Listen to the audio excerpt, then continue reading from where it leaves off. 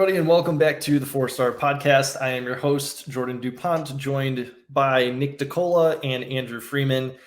Tag had something come up, so he's not going to be able to join us this week, but he has assured us that he will be back for next week's episode. You can make sure to find the podcast at 4-Star Pod Chi, CHI, on Twitter or X or whatever you want to call it. I'm going to keep saying that until it's more well established. We actually do have a new blog post up. We are moving our 4 stars of the week to 4starpodchi.com. So if you want to check that out, it's going to be up on the website from here on out, just because there's going to be a lot more to cover. You can find Nick on Twitter at Endicola21 and Andrew at AJFreeman25. Without further ado, let's start digging into our beloved Chicago Cubs, who are, as of this recording, currently going into the 7th inning, tied at 3 against the White Sox at home. Just got off of it.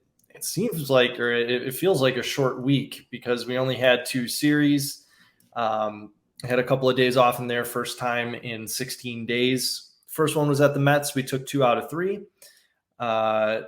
Fortunately, had men on second and third and 1 out in the top of the 9th, but fumbled the bag in the second game. And then the series, like I just mentioned, finished up a 16 stretch with no days off and wound up overall 11-5 during that span, which is really, really good. At the Blue Jays, we won game 1. Javier Assad just dished on the mound, filling in for Drew Smyly. Won game 2, 5-4. It was a little bit of a close one, but Dansby Swanson had his first home run after a stretch of not doing very well at the plate. Same thing with Chris Morel. He hit a double to get back on track, and Seiya continued after his brief benching to hit the ball hard. And the third game, we lost 11-4. Tyone had a little bit of a step back. Still won the series, and the Blue Jays are a very good team. So with that brief rundown there, I will let you guys take a minute here and dig in on anything you'd like to go a little more in depth on. Just an overall note. I think it's important for Cubs fans to keep in mind. Yes, this is crunch time. This is the end of the season. Every game matters. You do want to win every game from here on out. But you look at, and I know the Mets series was really disappointing. You know, Cubs were really on a roll. They ended up losing that series. But like Jordan, like you said, that was a 16-game stretch. No days off, and you went, and the Cubs won 11-5. Like you can't complain. You can't ask for that much better than that. In the same way, if you look at the Blue Jays series, they won the first 2 games, lost the last game at home. You look at the 6-game road trip. They split the road trip against 2 pretty. I don't know exactly how the Mets are doing at the moment. I know they're in last place. New York. The city of New York is in shambles right now. Right. I forgot the Mets.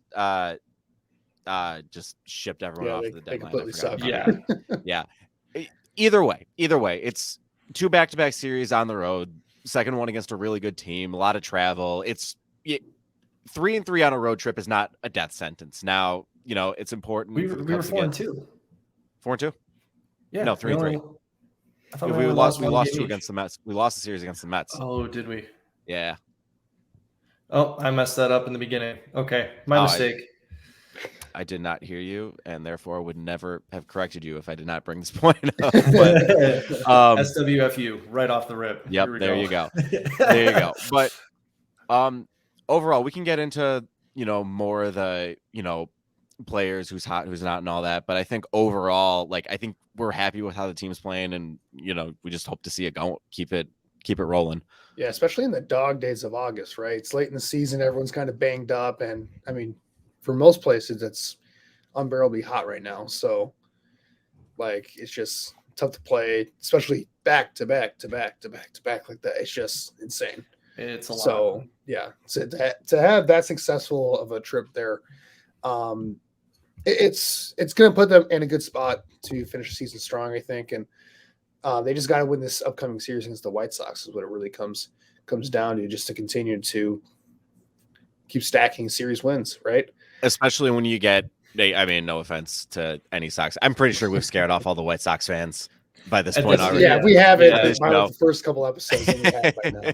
But when you get a bad team like the White Sox, you got to take advantage. I was in a meeting with my boss today, and we talk sports instead of work. And as you do. As we do. Nick, where do you work? Which HR department should we be calling? which I'm not gonna. If they want to find this show, there's plenty of other things they have that they could fire me for. I can confirm. But anyway, I was talking with him today, and he was like, and we were talking about the series a little bit, and I was like, I would expect nothing less than for the Cubs to drop the series against the Sox. That's what I expect from the Cubs team. But you know what? They haven't yet so far. So we'll see.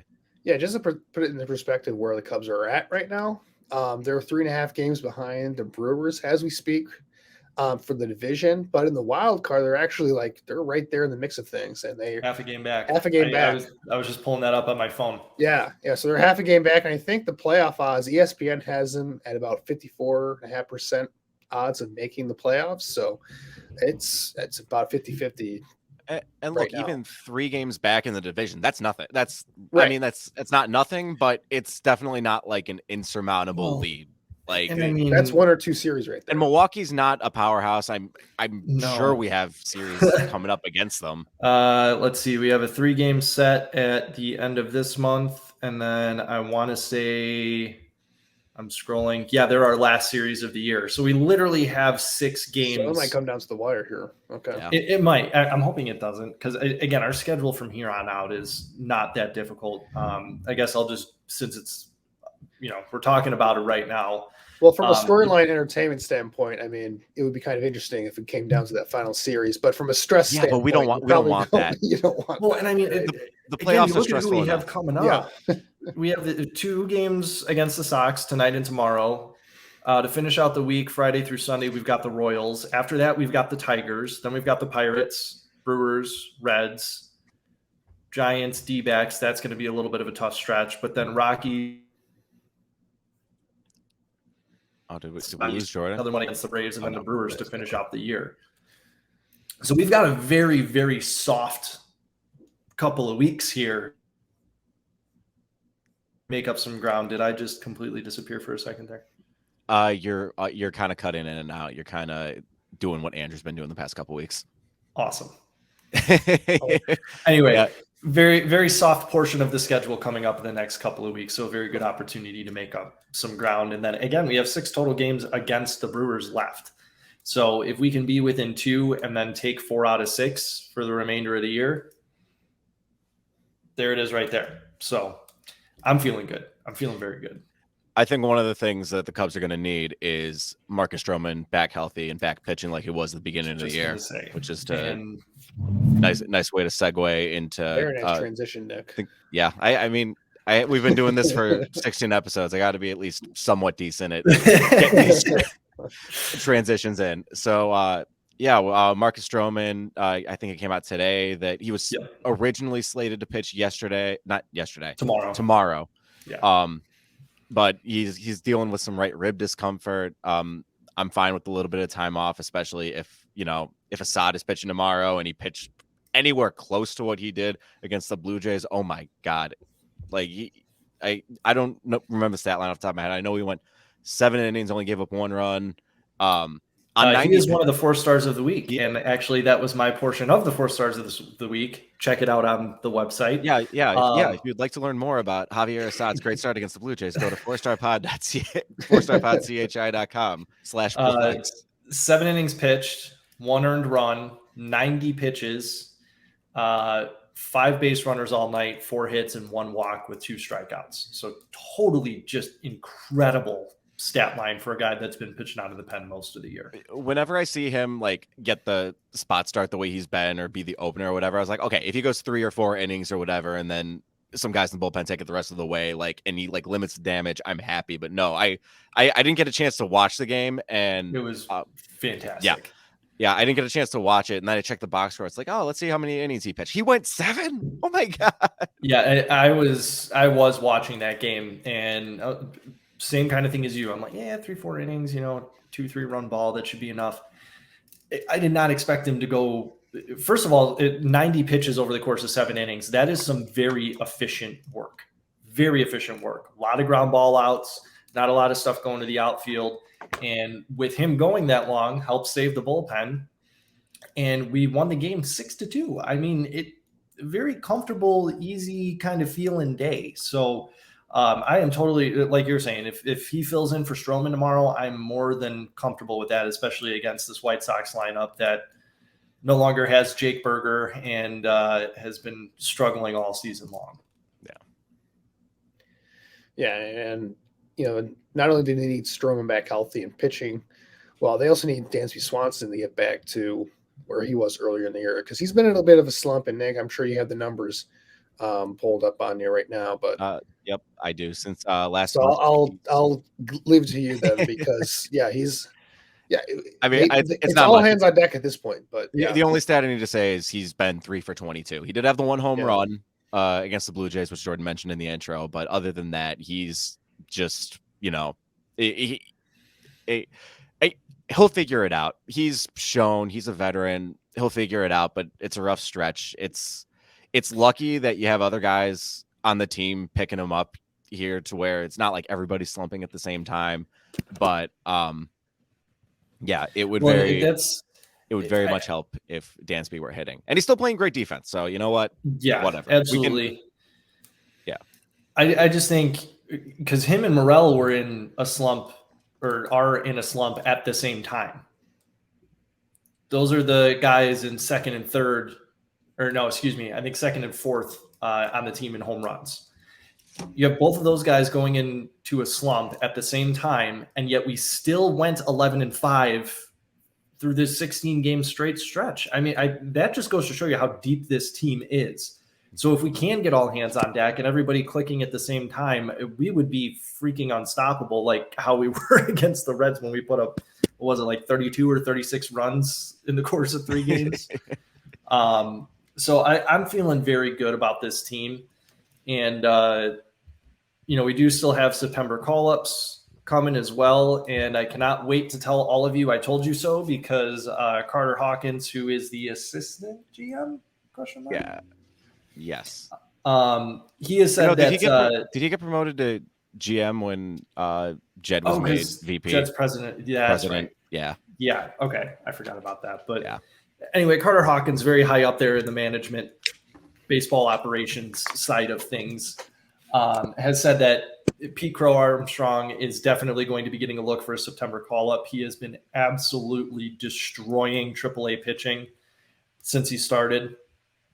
Or since he got called up to AAA. So Carter Hawkins has said, yeah, of course, when it comes time for September call-ups, he's going to get a look, which, if I remember correctly, I said was a likelihood, and all of you said was not a likelihood when I first mentioned it about a month ago. So, okay. All right. Well, no, you only win if he gets called up. That's how this works. Again, I will eat crow on this if he. It's not that I didn't want to see him up. It's just that the way this front office has been. It's been about being patient. It's not about taking big home run swings. They want to take time, especially developing minor league talent. They're not going to mortgage the farm for big trades as much as we want them to. They're not going to shell out a bunch of money every offseason for big free agents. I mean, they should going forward, but the past couple of years, they haven't really done that. It's been all about patience, which is why I was really skeptical about, okay, you got your top prospect here. Are you really going to call him up in September? Are you going to have that affect his development already? Are you going to take away? Because right now, there's nowhere to play him in the outfield, really. You would have him, use him in a situational role. He wouldn't get a ton of at-bats, not the at-bats he'd be getting in AAA. But, hey, since he's been called up to AAA, he's been hitting the ball really well. And I've got his baseball reference up right now. He currently has a 983 OPS at AAA, and I know following around on Twitter, he had I think an 8 or a 10 game hitting streak going. He had an 8 game hitting streak, and he extended it today. I mean, come on. But even the hitting aside, I was flipping through channels one day, and I turned on the TV. It was on Marquee, and the Iowa Cubs were playing, and PCA was up, so I watched it a little bit.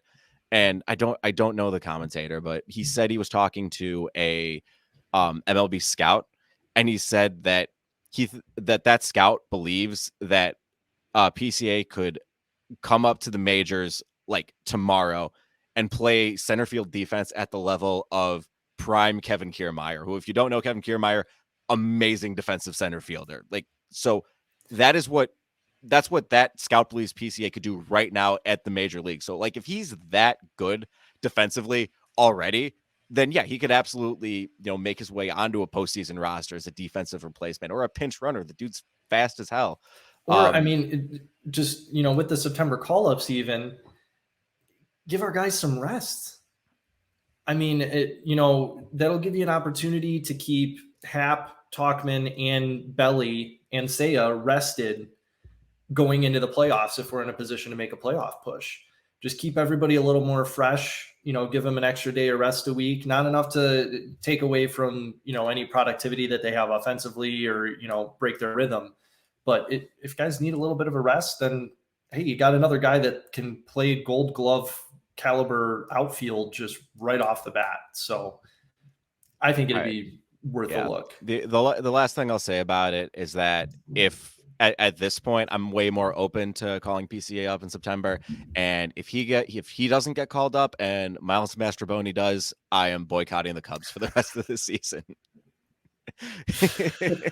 I think we all would.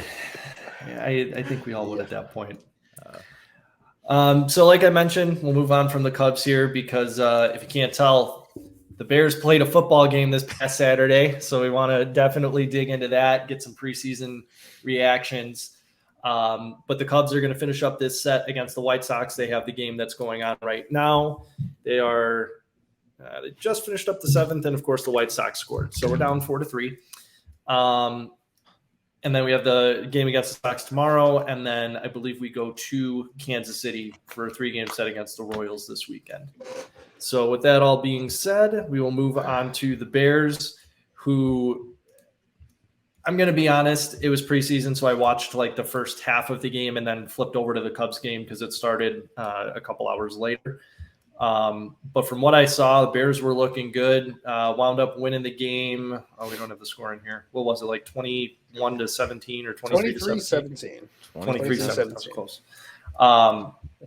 And the first team offense, it kind of made the Titans defense look stupid. Andrew, I'll let you. I just want to make the note that the Bears are undefeated in the preseason under Matt Eberflus. Maybe they'll start a Baltimore Ravens streak where they just never lose preseason games. For those who don't know, the Ravens have won 24 straight preseason games. It's insane. I want the streak to keep going, and then I want the two teams to play each other. It'd be the most hyped preseason game of all time. That would be insane. I would actually pay a money to go watch that in person, probably. Which normally I don't care about the preseason in terms of actually paying attention that much, but yeah. But so I guess we can for the first preseason game, it was definitely start with some fireworks, right? And the offense got up. Understatement. Two huge touchdowns on their first 2 drives. So for those hoping that Justin Fields and this new offense would take a step forward, well, hopefully that's a preview of what we're going to get this season, because that would be pretty fun to get every single week, you would think, because we're just not used to that as Bears fans. It's usually just 3 yards in a cloud of dust, and we're miserable the entire time. But I mean, DJ Moore, welcome to the team, buddy. First catch, first drive as a Bear, and he takes it to the house. Now, it does help, and I hate to be a downer here, it does help that you're going up against the entire second team defense of the Titans, because they didn't play anybody in this game. So I was going to ask about that. Got to add context there. They weren't playing any of their starters. But besides the offensive line on the offensive side of the ball, none of their guys are playing. So, I mean, that's what happens in preseason. But still, you would rather have big plays like that than not, because then you're asking questions. Why can't the first team offense do anything against the backups of the Titans, right? So, yeah, he has that. Bears ended up giving up a touchdown on their first drive as well for defense. And then on the second possession, Khalil Herbert takes a screen for 56 yards for a touchdown, where literally no one was in the picture on this play. The Titans had a blitz on, and it was like parting the seas, basically. Khalil Herbert had all the yardage he needed, all the field space he needed to get to the end zone for that one. So, and after that, I'm sure most people just tuned out, because the first team offense got out of there, and then it was your typical sloppy preseason game where there are a lot of turnovers, a lot of a lot of young guys making plays, a lot of young guys making mistakes. Bears kicked a couple field goals as the game went on. Titans scored a couple points. But the Bears start the season with the win. So a lot of positives there, I think. Also some negatives we can talk about as well. So I guess we should just start with overreactions. What overreactions do we got? I think Justin Fields is a yards after catch merchant. I don't think he can throw the ball further than 3 yards. And I think that, I think maybe PJ Walker should, I think it should be an open quarterback competition.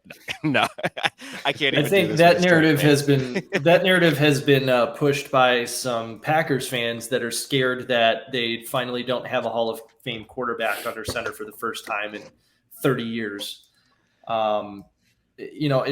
I feel for Justin Fields because I really do feel like, and I hope I'm not just sounding like a old Bears fan yelling at clouds here, but no matter what Justin Fields does, he can't get any national recognition. Last year it was, he can't throw the ball. And yet you've got plenty of clips of the guy dropping a ball on a dime to wide receivers down the field. Now you've got people saying, he's a yards after catch merchant. It's like, which way do you want it? Last year, the guy didn't have any talent around him, and that's why he was scrambling for his life all the time.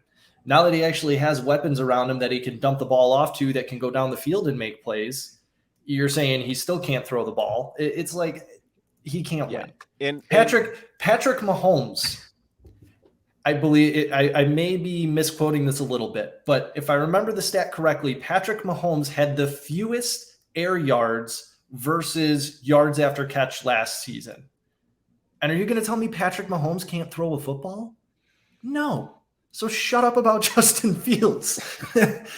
I would push back on Justin Fields not getting national attention. I mean, he was part of the NFL top 100, and he got an MVP vote last year. So wait, did he actually? He actually got an MVP vote. No way. And actually, okay, I do need to take back my rant a little bit there because I have heard a lot. It's just more of a Twitter cesspool thing. Yeah, it is. Yeah, that's fair. Twitter hates Justin Fields. Remember, Justin Fields was a nationally renowned prospect, right? So he's been in the national spotlight for years, even before he was a Chicago Bears. Kyle Shanahan, San Francisco. You could have had him. Trey Lance could have had him. You could have won a Super Bowl this past weekend. He looked really bad, which I kind of feel bad for Lance because none of this is his fault. Like he was put in a bad situation. He got hurt when he needed the reps the most last year, and now Shanahan is purposely trying to make him look bad. I think at least. Yeah. But anyway, back to Sorry. I've got another. That's a topic for another day. Sorry, I kind of derailed that. I got the one thing I want to say about one thing I want to say about Fields and his performance. Yeah, he threw the ball 3 times. I don't think he threw the ball past the line of scrimmage once. No. There's not a whole lot. There's not a whole lot you can gain from it, but I see it as encouraging because we saw last year he was able to throw the deep ball. On the very rare times that somebody got open down the field, he threw the ball up, he made a play. We know he can run like crazy. We know he can take it to the house basically whenever he decides he wants to run. Yeah. Basically at will. The one area where he was struggling was the short passing game. And for him to complete all 3 of those passes. Now, again, I do have to be a little bit negative on the DJ Moore touchdown. That was a pretty poorly placed ball. It was a questionable ball. Yeah. But that's also the benefit of having a number 1 wide receiver that you trust, where even if he misplaces it, he doesn't have to overthink it. He can just be like, F it, DJ down there somewhere. Just just throwing the ball. And that's what he struggled with last year. And it's nice to actually have that security blanket. And I think you're going to see him like forcing the ball a lot to DJ Moore, which isn't a bad thing because DJ Moore is a very good receiver. He is an actual toss it up there, cross your fingers, and he should be the one coming down with it. The other thing I saw, and we kind of discussed this in our chat, the pass to Khalil Herbert. He was under pressure. He took the check down. Last year, when he didn't have anybody around him, he probably would have tucked it and run. But this time he's like, there's my running back. Let me give him the ball and let him do something with it. Well, it wasn't. So I think that's another step as well. The ball was going there regardless. I didn't know it was a design screen. It looked like he was kind of honestly, forced, well, he was if you forced go out of back, the pocket, but yeah, there was quick pressure because they called a blitz on that play. So, the pressure's there immediately. If you actually go back and watch it, the Bears actually got lucky because they totally had two offensive linemen downfield illegally, and the refs just didn't call it. So, rather be lucky than good sometimes, I guess, right? But yeah, I mean, that's the whole conversation point, right? Like Justin Fields, was he necessarily spectacular in his limited reps? No, but I think the good thing is that if he doesn't, we hope that we get to the point with the rest of the roster that he doesn't need to be spectacular in order to be productive, right? Because last year it felt like he needed to be amazing just for the offense to be like somewhat competent on some weeks because they did have a good run game at some point, but a lot of the run game is benefited because of his presence, right? His ability as a runner to kind of change the numbers in the box. But in the passing game, you hope that, DJ Moore and some of the other additions they made to the roster can just make things a little bit easier for him, right? And I think we got a good taste of that on Saturday. Now, it would help if they went up against backup defenses every week. So just got to put everything into context. But it was a good we start. got the Packers week 1. That's right. It was a good start for the first team offense. And the main takeaway is that they didn't mess anything up execution wise. It looked like everything was executed well. Everything was in a rhythm. The entire offense looked like it was operating pretty efficiently. So just really no negatives for the first team offense there. They all look pretty solid. And again, Fields wasn't spectacular, but it's the preseason. He doesn't need to be spectacular. We just need to get him. The main thing is that he's healthy, right? And the main thing is that most of these guys are healthy for the season right now. So if we, I guess we can do some rookie report if you want to move on there. Unless you guys I want to flip the coin both from offense to defense and positive to negative for a minute here. Somebody we've been talking about quite a bit the last few weeks and checking in with Andrew on their progress. Gervon Dexter did not look good at all. I saw somebody went through and made a super cut of every single snap he took, and every single snap he was laid off the ball and he was stood straight up and could not get any pressure in the backfield. And I know it's, we opened this segment by saying, what are our overreactions? So I know, we still got 2 more preseason games. We got some time for him to get it figured out. But coming out of training camp and still having those pads too high and not being able to get any pressure as a nose tackle is a little worrying, I think, to put it lightly. No, I'm going to take my victory lap here. Gervon Dexter, he's a bust. He's not going to work out. And he's just going to be a terrible player for the Bears, and Brian Poles should be fired for making that pick, obviously. No, I mean, look, Dexter, I feel like I was not a fan of the pick when it was made at the time, and I've been pretty negative about Dexter as a whole. But if you guys I'm sure you guys have been following my training camp coverage. I've been like he's had a pretty good camp so far. He's made some plays, and I've been more than happy to point out when he's exceeded my expectations. But yeah, this game was not a good look for him. He looked exactly like he did at Florida, which is not a good thing, right? Like you said it all, Jordan. Like he was late on most snaps, standing straight up right away, which there were a couple times where he did that and he got blown off the ball as a result of that.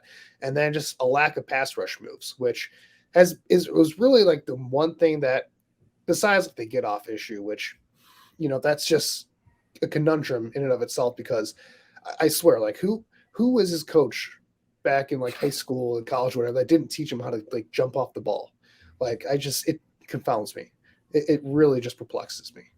But the lack of pass rush move is what is really why I was kind of worried, because if you can't get by your guy, besides just being bigger and stronger than him and pushing him back, NFL offensive linemen are going to shut that down real quickly.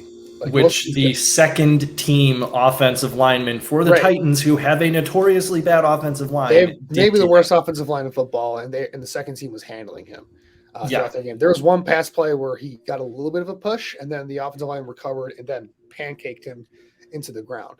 So, which he's a big dude. So, I mean, props to the offensive lineman for making that play happen, because Dexter, he's not a small human being by any means. He's, for even defensive linemen, compared to the rest of those guys, he's big and strong.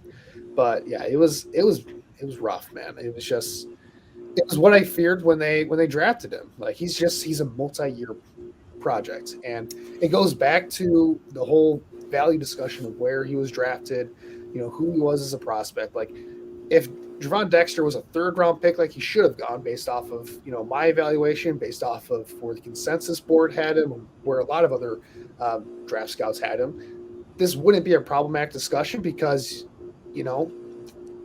so what? In the third round, you take a chance on a guy who has extremely good physical tools like he has, and you bet on the upside. In the second round, though, your expectations are just so it's a higher. Borderline pro-ready player in the second round. Your first round pick is supposed to be a starter day one, unless it's a quarterback.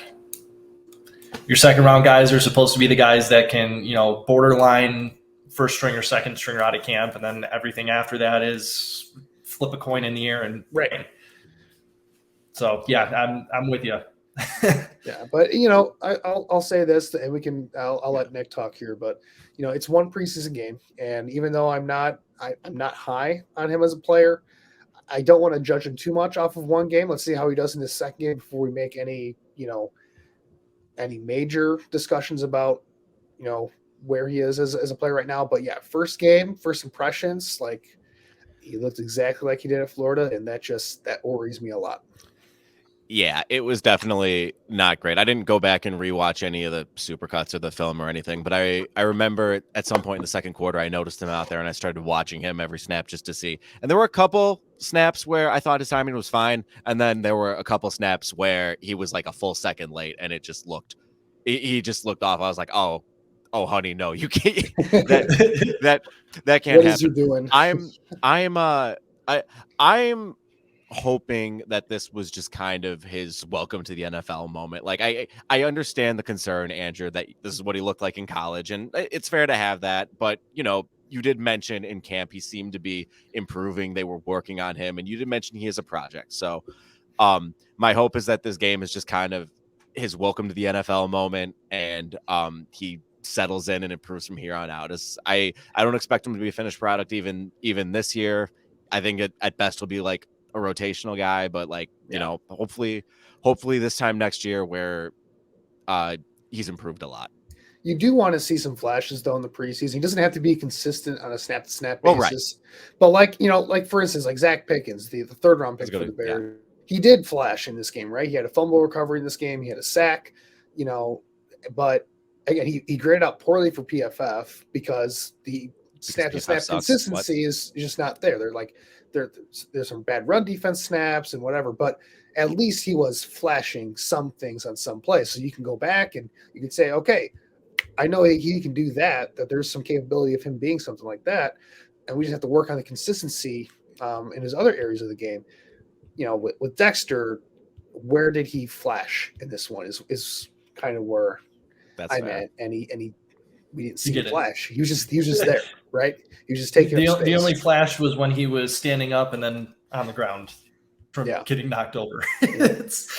But I don't want to be too negative because a lot of these other rookies did perform very well. I mean, we talked about the other second round pick, Tyreek Stevenson, cornerback. I liked how he played a lot. He was awesome, man. He looked great. Played really well. He had that one, I think, and I have to go back and watch the tape for this, but I think he did have a coverage bust on the first play of the game. I may be wrong, but he did almost pick off Will Levis. He almost had an interception. Yeah, and he made a couple other plays. Like he blew up a screen on one play. He had a couple of nice tackles, I think, unless I'm mixing him up with Kyler Gordon. I know Kyler Gordon had a couple of really nice tackles. Kyler Gordon looked really good too, which I was really encouraged to see. Like he looked like a guy should be playing against backups in the preseason. Tyreek Stevenson, he looked really good, and he's had an up and down camp so far, which is to be expected when you're going up against DJ Moore every day in practice. Yep. But maybe that's helping him, right? It's trial by fire. It has to. Iron sharpens iron, right? The only way you get better is by going against people that are better than you. So yeah. So I mean, you're encouraged to see that. First round pick done all right. We didn't see a ton of him. We played 7 snaps, but he didn't lose any reps from what I saw, and he looked fine. He didn't really do anything to impress me. Like I already knew a lot of what he showed on tape at Tennessee is what I saw on the game film today or on Saturday. But looked pretty solid. You'll take that. If you're not noticing a guy when you're watching the game live, then for offensive lineman, that's usually a good thing, right? You don't want to be noticed if you're an offensive lineman unless you're pancaking someone. So, how about Roshan? Yeah. How long was that run that he had? Like 25, 30 yards where 24 yards. He just bowled everyone over, did not go down. He got shoved out of bounds. I think he broke like 3 tackles on that one run. It was really, really impressive. Now, again, I'll put it into context here. He was going up against guys that are going to be car salesmen and XFL players in about 2 or 3 weeks. So put it into context. But way to slander car salesmen in front of a former car salesman. Yeah, former. Feel free. Light it up. No offense, Jordan. None taken. Okay. But yeah, I mean, Roshan, he looks like again, if we're talking about like guys looking like what they did in college, like he looked like what he did in college, right? Breaking a lot of tackles, runs really hard. The only difference is in his case, it's a good thing that he looks like what he did. Right, it's a good thing. Right. It's the opposite of Dexter. I thought it was a pretty solid show. And he was actually getting first team reps in their latest training camp practice too. So awesome. Clearly the coaches are rewarding him for his play, and so hopefully that means he's getting more work. I was a big Roshan Johnson fan in the draft. He was my 3rd or 4th ranked running back in this past year's draft class. So I'm all down for more Roshan action right there. I think 1 through 3, 1 through 4 on a running back depth chart, we're solid. We are so good. Solid in the running back room. We're solid in the wide receiver room. We're solid in the quarterback room. I think we just got to hope that offensive line can hold up, make some holes for the running backs, and protect Justin Fields so our fast wide receivers can get downfield, and we'll actually have an offense that's worth talking about for the first time since Jay Cutler was our quarterback, or Rex Gross. That was even a little. 2013 was a good offense. It was a good offense. The defense was that defense was bad. Crime against humanity. What defense was worse? That defense or last year's Bears defense?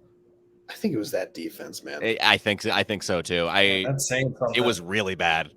Because at least it was tough because last year's was really bad, but it was like, oh god. Well, last year's defense had some moments where they were like fine. Yeah. But then like towards the end of the year when it was clear that they were tanking. And then they traded everybody. Yeah, then they traded everybody and they were clearly tanking, and then like they just fell off a cliff. So like there were moments last year that they were actually fine. Yeah. But sorry, the reason I'm laughing, it just anytime, flashes of last year's defense get brought up, all I can think about is Kyler Gordon getting kicked in the nuts by Mac Jones on a slide, and then it was immediately like a play or two later picking him off. It was Brisker, not Kyler. Oh, was it Brisker? Okay, yeah. My bad. The Dick 6. It's just like, what a recovery. What a way to say F you. Roshan, he ended up leading the team in rushing, though, 44 rushing yards. So good on him. The other 4th round pick, though, Tyler Scott, did not have a very, very nice debut. Yeah. He had a fumble, so that's not good. I guess Randy Moss was wrong. Can we not? Oh, God. For anybody that didn't watch last week's episode, we don't have to rehash it. I made a mistake and said Randy Moss. Jordan got fooled by a Twitter shit poster, and I got buried like Barry. I'm not going to finish the rest of the name because PG-13. But for those of you that follow sports Twitter, you know what I'm talking about. Yeah, but to wrap up our the rookies, 7th round pick Travis Bell had a sack. That was nice. Again, came against future insurance salesman, but that's nice. And now you've moved on to insurance salesman. Well, these guys all insured. They got to step up. Yeah. What's next? Mattresses, appliances, furniture. Yeah. Those dudes. Paper. If you want to talk about the office. At Costco. I was just watching The Office. Maybe paper salesman. There you go. And then one point I'll bring up though is Tyson Bagent, rookie undrafted quarterback. I know he's going up against future warehouse workers and whatnot, but He impressed me. He looked really good out there, I will say. Like I actually genuinely like what he brought from a skill set standpoint. Like he was moving really well. He has a live arm. Made some really, really impressive throws. So I honestly hope that he gets a chance to stay on the roster, at least in the practice squad, because we don't need Nathan Peterman on the roster. I'm sorry. Like, But so the memes, Andrew. no, The memes. I'm over that. He's like, a great locker room guy. Last year, I'm fine with the memes because we weren't trying to win. This year, we're trying to win, so I could do without the memes this year. I don't know. Marvin Harrison Jr. looks fire. Well, that's what the Carolina Panthers for. Okay, true. So we'll just hope that they lose every game. Yeah. Well, I think the last thing I really wanted to touch on, I think we can all agree it's time to let Velus Jones Jr. Take a hike because you get drafted as a return specialist and you fumble like 10 times last year, and then your first punt that you go to receive, he lets it bounce 5 yards in front of him. The kicking team is running right at him, and for whatever, you don't even need 2 brain cells to know, like, oh, big men running at me, ball in air, don't touch ball. And what does he do? He tries to go up and field the ball while it's above his head and just muffs the punt. It really disappoints me because Andrew, we talked about, you want to see a flash with Javon Dexter. We saw that with Velus a little bit last year. Like there was a lot of bad, yes, but there were points last year where like they got the ball in his hands on offense or whatever, and he looked just damn dangerous, super fast. He looked like a weapon out there. Like he could be a weapon. Like I think he had like the mold to be. I'm not comparing the two and saying that they're like comparable players, but like the Cordell Patterson type player, like that gadget guy that you can throw in and just have him use speed to wreak havoc on the offense. It seemed like he could potentially be that guy. But the big problem was that he got taken off punt return because he muffed a couple punts, maybe more than a couple. I don't remember exactly. It was like 3 or 4. Like it was last year out of my memory. It was too many. And they were killer. Yeah, like, and they were too. Well, not killer because we got the number 1 overall pick in DJ Moore. But anyway, well, in the moment, when we actually wanted to win. And here's and like that hasn't improved from last year. Like he gets back on punt return this year. It's the same. I don't understand why. First, he let the first one bounce, and then the second one, he let it bounce, and then tried to go after it, ended up turning the ball over. That area hasn't improved. And here's the really big problem with that. Like the Bears wide receiver room last year was garbage. This year, it's pretty solid. So Velus Jones is right now probably competing with Tyler Scott for like wide receiver 5, and I don't think he's winning that.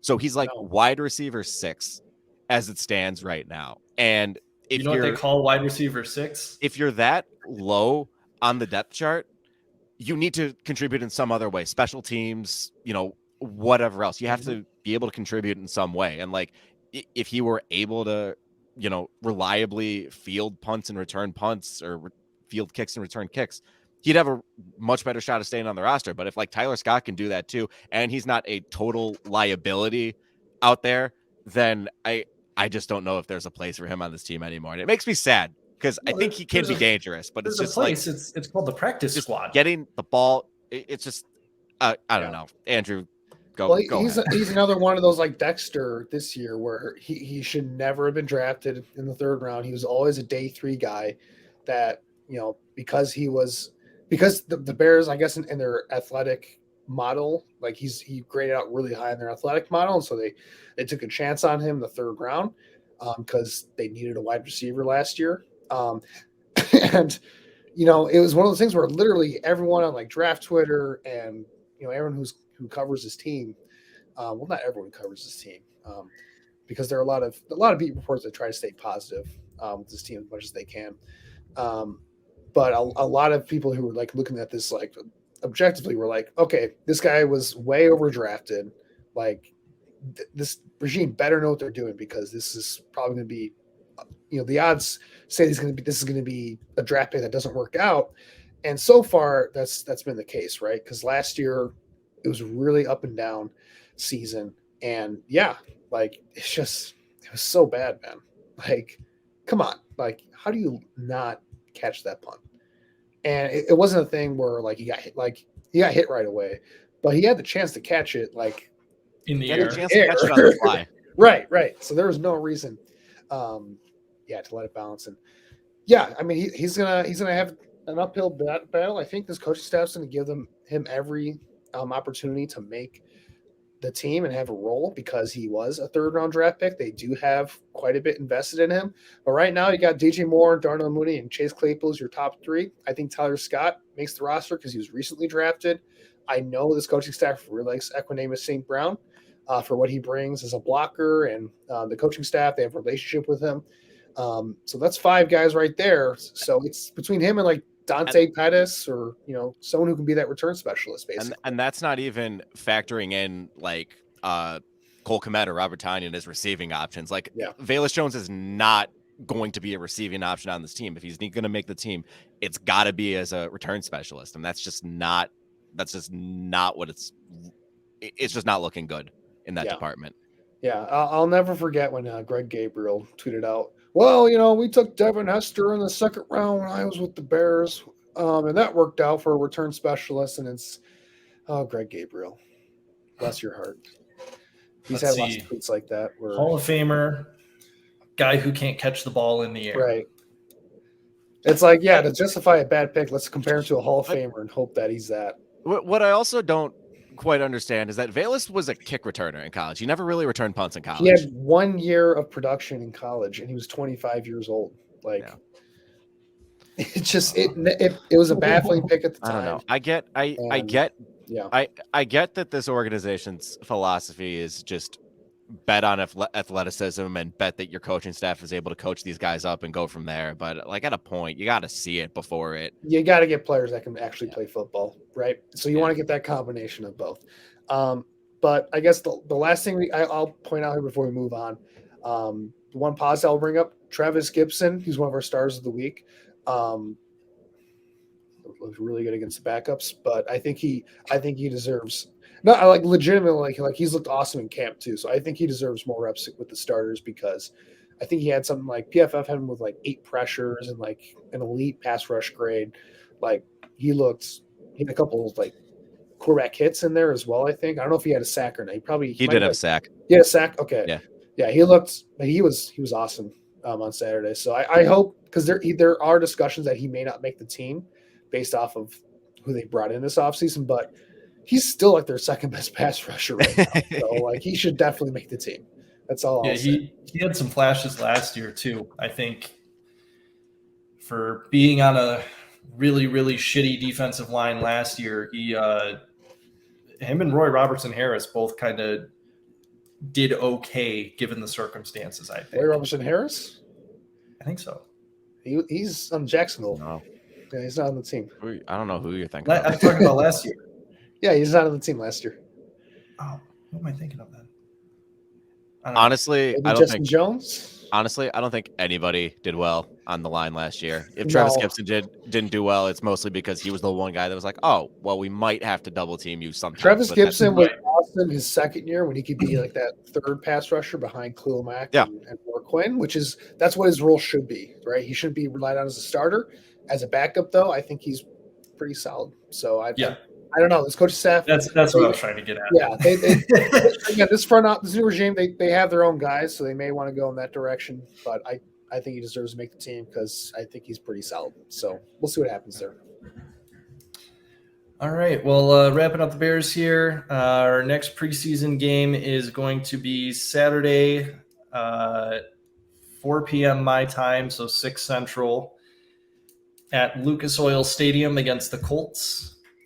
And now we're kind of condensing the show from here on out because we do have basketball and hockey starting soon. They haven't yet, so no coverage on that. We're just going to jump right into our 180s this week. So Andrew, if you would like to take it away, I will turn the floor over to you. Yeah, for my 180, I wanted to touch on college football. And specifically, not just college football, but just college sports in general with the conference realignment. So we've gotten some recent news that the Pac-12 is basically done as we know it.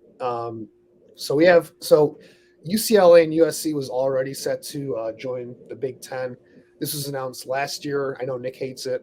And they're going to be getting more teams from the Pac-12 as we speak. So as of right now, Arizona State, and Utah are going to be joining the Big 12. I'm trying to and Oregon and Washington are going to be moving to the Big 10. Washington and Rutgers should not be in the same conference.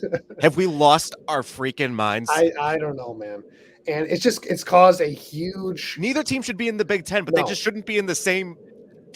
Whatever. But yeah, I'm with your you. 180. Nick. I know. I'm 100% with Nick.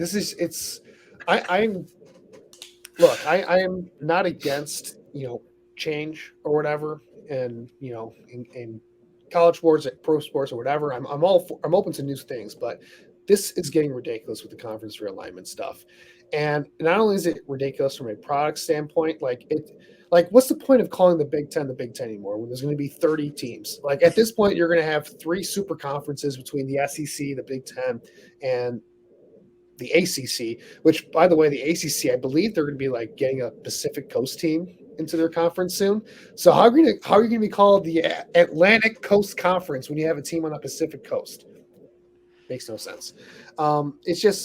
It's just ridiculous. I know some of the athletes have spoken up about this. We had some softball players on, I think, Oregon and Arizona State, and they basically make the case we chose these schools because we wanted to play in a conference that was closer to our families so they can watch all the games. We don't want to be traveling across the country during the school year, which again, that's the other thing.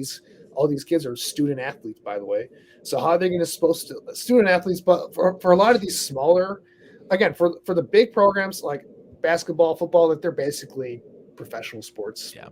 But for the smaller sports like softball or I don't know another sport Golf. like golf, right? They're not they truly are in many ways student athletes, right? They're not going to be going pro after they're stopping college. So you're basically, it really is screwing them over and making life a lot more difficult for them. And then also for these athletic programs that aren't going to be joining these new conferences, it puts everything in shambles, because for some of these schools, if they can't find a conference to join, there's the risk of completely losing their athletic programs because of this. So you're not only screwing over the athletes, you're screwing over the coaches, the administrators, all the lower level people that work in these athletic programs that are just trying to get by. The landscape of this just, I don't know. It's ridiculous. And I know everyone's just trying to chase the dollar. And this was, this thing, once they, instituted that, what's it called for how they pay? NAL. Once they institute NAL, this is kind of like the floodgates we're going to open on this. But it's really sad because college sports used to have that mystique about it. Conferences used to mean something, rivalries used to mean something, and now it's just it's not the same anymore, and it's probably not going to be that way, going forward here, because it's just getting ridiculous. You mean to tell me there isn't a huge rivalry between Illinois and USC? What? Oh, man. We'll beat their ass. Come to Memorial Stadium. We dare you. Oh, God. Lincoln Riley can't handle that defense. They cannot handle Burt. They can't handle a bunch of corn-fed offensive linemen, I just imagine USC, UCLA just going to Iowa in December. It's just we've never seen this type of football before. Are we even playing the same sport? What is happening? The first time that Iowa sees USC enter the game in a spread formation, and they're actually throwing the ball. They're sitting there what is this? What is this? What is going on? I feel so uncomfortable right now. Oh man. So that part might actually be entertaining, but the rest of it sucks. I don't like it. Yeah. Well, I'll go next, and this will be yet another of the laundry list of angry Jordan rants. So for those of you that don't know, Colin Cowherd is a sports writer for FS1. He has his own show that's like a talk radio, like Rich Eisen deal, whatever. Mostly covers football, but touches on other stuff too. Colin Cowherd, in my opinion, is like don't get me wrong. I hate Undisputed because I think it's just garbage. It's a bunch of people making a bunch of boisterous claims for no other reason than to get clicks and views and not actual sports media coverage. I like Colin Cowherd even less than I liked Undisputed. Some of his more famous takes that turned out really good said that Baker Mayfield was going to be the next Johnny Manziel, which, there can be an argument. Both went to the Browns. Both careers didn't really pan out. Johnny's because he turned into a party animal. Baker's just because the Browns are the Browns. But then when confronted about that take by Baker Mayfield in studio, Colin Cowherd said, "Oh, I never compared you to Johnny Manziel. I didn't say you were going to be the next Johnny Manziel. Roll the tape." Yes, you did. Another take that he had that was awesome was that LeBron wouldn't win a title in LA. It was the 2020 COVID year. So again, take that for what you will. But the Lakers did win a title with LeBron in LA. Mickey Mouse ring. Fake title. Still a title. Fake title. Last one, saying Kevin Durant would never in a million years go to the Warriors, and yet Kevin Durant wound up on the Warriors. But the creme de la creme happened this past week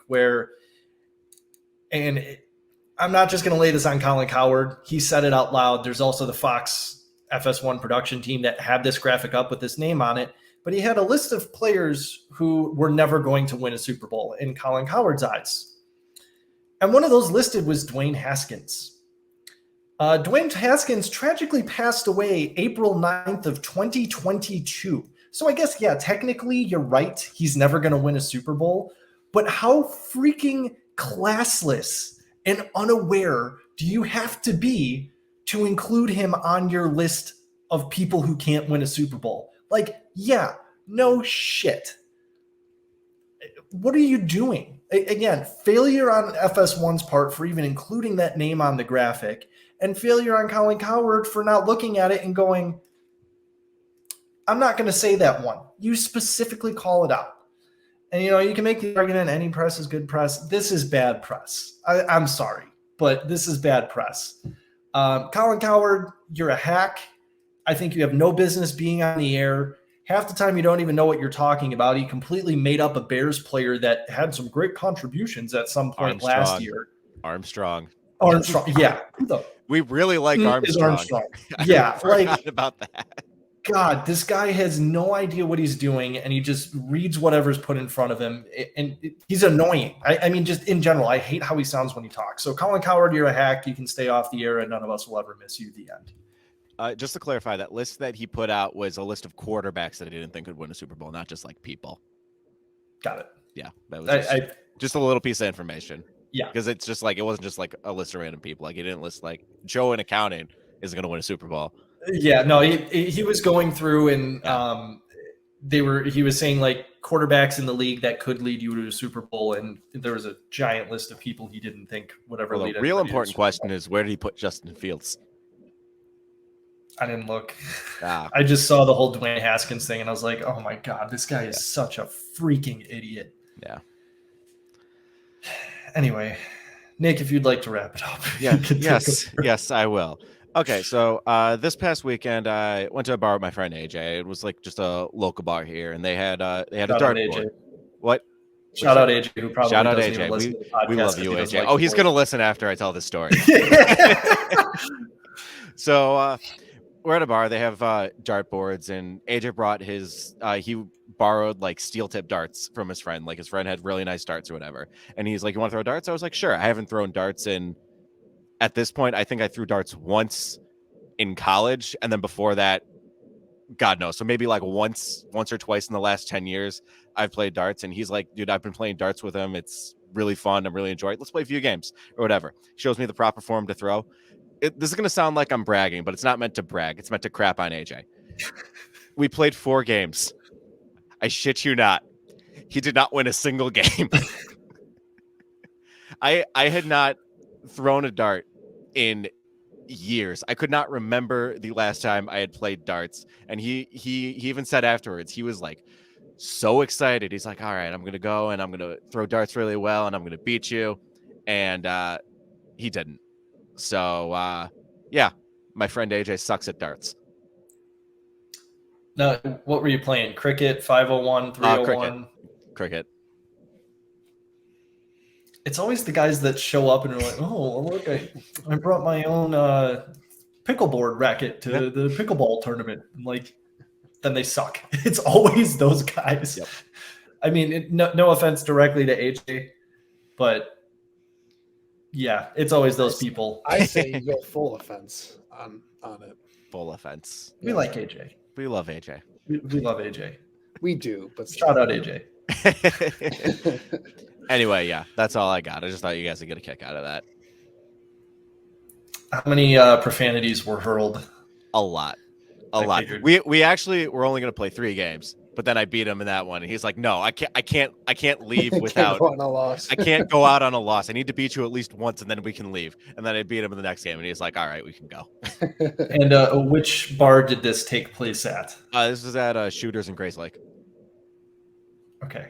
Yeah. I've actually never been to Shooters. It's a I fun know bar. Exactly where it is, and I've never been there. It's a fun bar. They got a bunch of. It's kind of like a pool hall. They got a bunch of really nice pool tables in there. It's fun. Shout out AJ. AJ has his own pool cue and used to go to Shooters all the time too. Yep. I mean, we did also shoot some pool, and he did bring his pool cue. I won't say how many games I may or may not have won or lost because he's a lot better at pool than I am. But I won at least 2.